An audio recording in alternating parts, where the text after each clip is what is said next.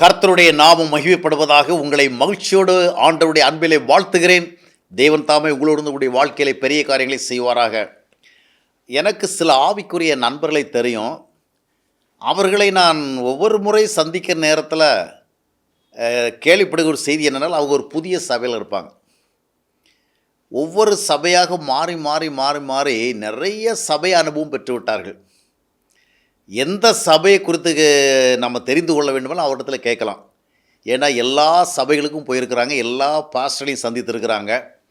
அப்புறம் பார்த்திங்கன்னா இனி போகிறதுக்கு சபை இல்லைங்கிற லெவலுக்கும் வந்திருக்கிறாங்க. இப்படி பார்க்கும் பொழுது நிறைய சபைகளுக்கு போயிருக்கிறாங்க. கேட்டால் என்ன சொல்லுவேன்னா, எந்த சபையும் சரியில்லை பிரதர், எங்கே போனாலும் ஒன்றும் சரியில்லை. சரி, சபைகள் சரியில்லை என்பதை எப்படி கண்டுபிடிச்சிங்க? நாம் ரொம்ப சரியாக இருக்கிறதுனால தானே. ஆனால் இது அல்ல அன்னையுடைய நிலைமை.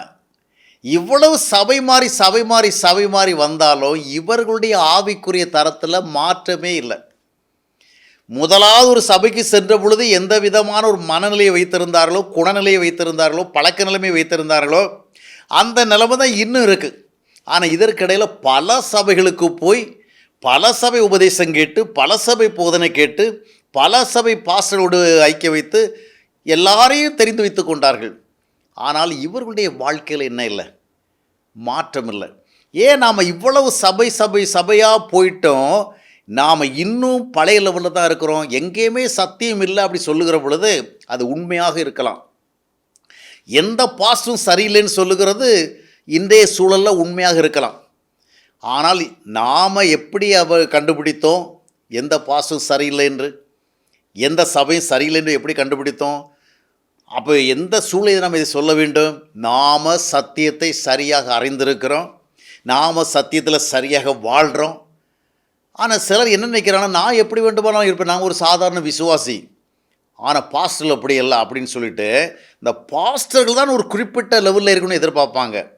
ஆனால் என்றைக்கு ஒரு பாஸ்டர் இப்படித்தான் இருக்க வேண்டும் என்கின்ற ஒரு சிந்தனை நமக்கு வந்து விட்டதோ, அன்று ஆண்டவர் இதைத்தான் நம்மிடத்திலும் எதிர்பார்ப்பார். இன்னொருவரிடத்தில் என்ன இருக்க வேண்டும், எது இருக்கக்கூடாது என்று எப்பொழுது நமக்கு சத்திய சார்ந்த ஒரு சிந்தனை வந்ததோ அன்றிலிருந்து அதை ஆண்டவர் நம்மிடத்தில் எதிர்பார்ப்பார். அதனால் நம்ம மற்றவர்களுக்கு சொல்லுகிற பொழுது முதலாவது என்ன செய்ய வேண்டும்? அதை நம்மிடத்தில் தேட வேண்டும். மற்றவர்களுக்கு போதிக்கிறதுக்கு முன்னாடி நாம் அதை நம்முடைய வாழ்க்கையில் நம்ம அபேசிக்க வேண்டும். அப்போ என்ன ஒரு பரிதாப நிலைமை என்றால், எத்தனை சபை போனாலும் ஒரே நம்முடைய நிலைமைகளில் மாற்றம் இல்லை. காரணம் என்றால் நாம் ஒரு உண்மையான ஆவிக்குரிய மாற்றம் இல்லாமல் இருக்கிறோம், உண்மையான அனுபவம் இல்லாமல் இருக்கிறோம். அதனுடைய விளைவாக நம்மால் எந்த சபையில் நீடிக்கவும் முடியலை. நீடிக்க முடியாமல் ஒன்று விட்டு வருகிறோமே. நம்முடைய வாழ்க்கையில் அந்த அளவுக்கு ஒரு பரிசுத்த முன்னேற்றம் ஏற்பட்டிருக்கிறதா? அந்த அளவிற்கு நம்முடைய வாழ்க்கையில் ஒரு சத்திய முன்னேற்றம் ஏற்பட்டிருக்கிறதா என்றால் இல்லை. அப்படி என்றால் அது ஒரு பரிதாபமான நிலைமை. எனவே சபைகள் சரியில்லை, சபை பாஸ்டர் சரியில்லை என்று சொல்லுவது இந்த காலகட்டத்துக்கு சரியாக இருக்கலாம். ஆனால் ஆண்டவர் நம்மை பார்த்து கேட்பார், மகனே மகளே, நீ சரியாக இருக்கிறாயா? எவை சரியில்லை என்று நீ அறிகின்ற ஒரு பக்குவத்து வந்த பொழுதெல்லாம் எது சரியானது என்பதை நீ அறிந்திருக்கிறாய், அந்த சரியான அனுபவத்தை இருக்கிறாய் என்று கேட்பார். எனவே முதலாவது நாம் எப்படி இருக்கிறோம், எப்படி மாறி இருக்கிறோம், எவ்வளோ அனுபவம் பெற்றிருக்கிறோம் என்பதை நாம் முதலாக கவனிக்க வேண்டும். பிற பகுதிகளில் குறைபாடுகள் இருக்கலாம், ஆனால் நம்மிடத்தில் என்ன இருக்கிறது இல்லை என்பதை தெளிவாக அறிந்து வைத்திருக்க வேண்டிய தேவை அவசியமாக இருக்கிறது. சபை சபையாக போய்கொண்டிருப்பதல்ல, முதலாவது கர்த்தருக்கேற்ற சரியான சாட்சியாக நாம் மாறியிருக்க வேண்டும்.